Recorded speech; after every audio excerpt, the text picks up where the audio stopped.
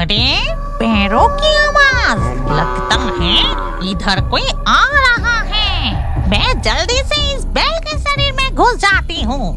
ये कहकर चुड़ैल बैल के शरीर में घुस गई। ए जी, आज लौटने में आपको इतनी देर क्यों हो गई? देखो देखो, पेड़ के नीचे आज सुबह ही ये 2 गाय आए हैं। लगता है किसी की गौशाला से भागकर ये यहाँ आ गए। अच्छा, तो तुम इन्हें भगाए क्यों नहीं? और आज हमारे तालाब से मैं मछलियाँ पकड़ रहा था। पता है, हमारे तालाब की मछलियाँ बिल्कुल बड़ी नहीं हो रही, ऊपर से मछलियाँ गायब होती जा रही है। हमारा गुजारा कैसे चलेगा? ऊपर से ये 2 गाय घर आ गया। भगाओ इन्हें। मैं भगाने की बहुत कोशिश की पर गई ही नहीं और जोर जोर से रंभाने लगी। इसीलिए मैं इसे कुछ सब्जी के छिलके खाने के लिए दी थी। अरे, हमें ही ठीक से खाना नहीं मिलता। देखो, ऊपर से ये 2 गाय हमारे घर आ गए। अब इन्हें हम क्या खिलाएंगे? अब चलो, मुझे बहुत तेज भूख लगी है। गुस्सा मत करो। तुमने एक चीज गौर की है? कल तक इस पेड़ पर एक भी फल नहीं था और आज देखो कितने सारे लीची खिले हैं और सारी लीचियाँ पककर बिल्कुल लाल हो गई है। हाँ, अजीब बात है। वही तो देख रहा हूँ। कैसे हुआ ये? देखो देखो, पेड़ के नीचे उनका गोबर पड़ा है। लगता है इस गोबर के कारण ही ऐसा हुआ है। बकवास मत करो, ऐसा नहीं हो सकता। गायों को छोड़ो और अंदर चलो। ये कहकर गोविंद अपना जाल आंगन में रखकर घर के अंदर चला गया और उसके पीछे पीछे माधवी भी गई। और उधर 2 गायें। ये मछुआरा तो बहुत गुस्सा करता है, कहीं हमें भगा ना दे। मुझे चिंता हो रही है। तुम चिंता मत करो, तुम्हारी बछड़ा होते ही वो जरूर हमें रख लेंगे। फिर दूध बेचकर उनकी गरीबी भी दूर हो जाएगी। मुझे फिर से भूख लग रही है, क्या करूं?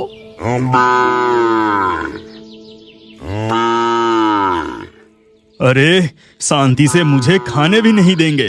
ये गाय माँ माँ करके चिल्लाते ही जा रहे हैं। ओहो! अरे अरे, तुम गुस्सा मत करो। लगता है उसे भूख लगी है। देखकर लग रहा था वो गर्भवती है, लेकिन घर पर कुछ खाना भी नहीं है। ए जी, तुम जाके कुछ घास काट के लाओ ना। अब जाओ इन गायों के लिए घास काटने। मैंने सोचा कि खाना खाकर थोड़ा आराम करूँगा।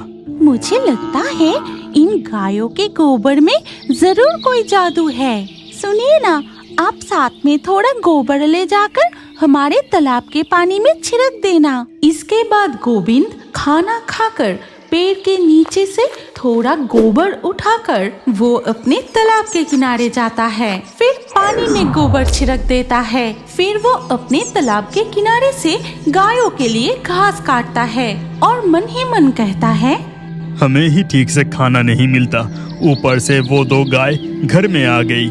और देखो, तालाब से मछलियाँ गायब होते ही जा रही है। तालाब के किनारे वाले इमली के पेड़ पर एक डरावनी चुड़ैल बैठी थी।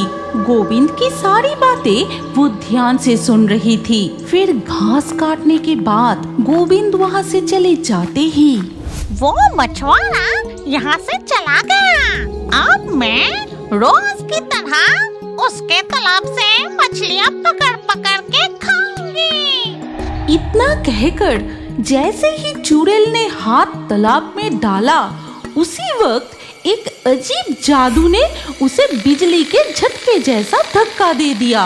अरे बाप रे, ये क्या हो गया? पहले तो ऐसा कभी नहीं हुआ।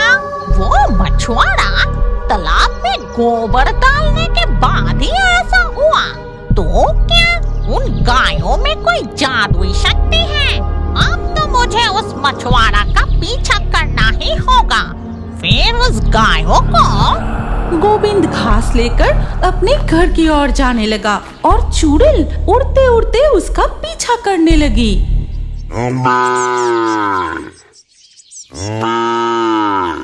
फिर गोविंद घास लिए अपने आंगन में आकर, चुप करो, मेरा सिर दर्द करने लगा है। ये लो, मैं घास लाया हूँ। अब पेट भर के खा के चुप हो जाओ।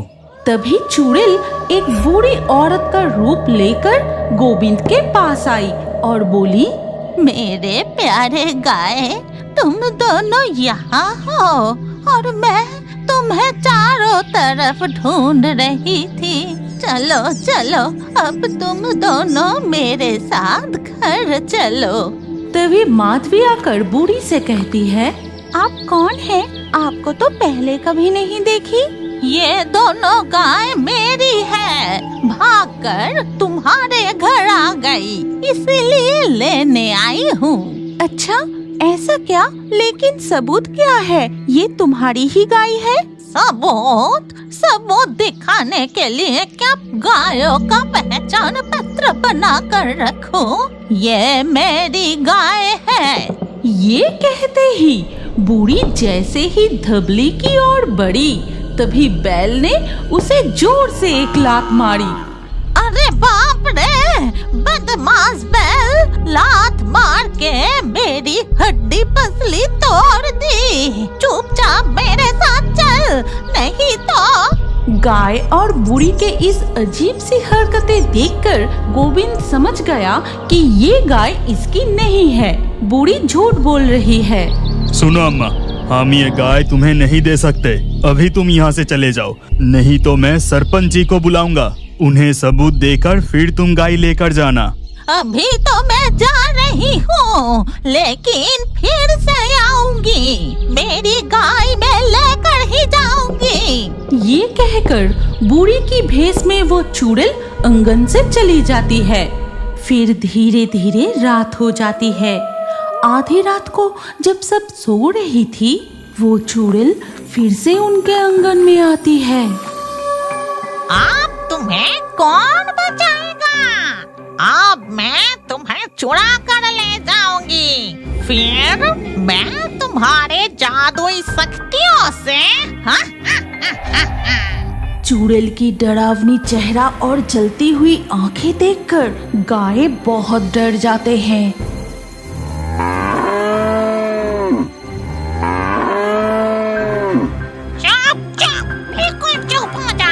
गायों की चीखें सुनकर माधवी जाग जाती है। ए जी, सुनते हो? उठो ना, देखो गाय कैसे अजीब तरह से रंभा रही है। लगता है वो डर गई है। हाँ, ऐसा ही लग रहा है। चलो ललटेन ले जाकर देख कर आते हैं।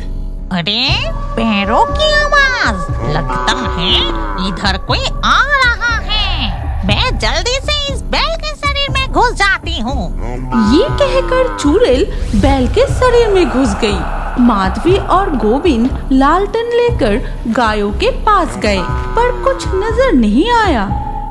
ये गाय किसे देखकर इतना डर गई? आसपास तो कुछ भी नहीं है।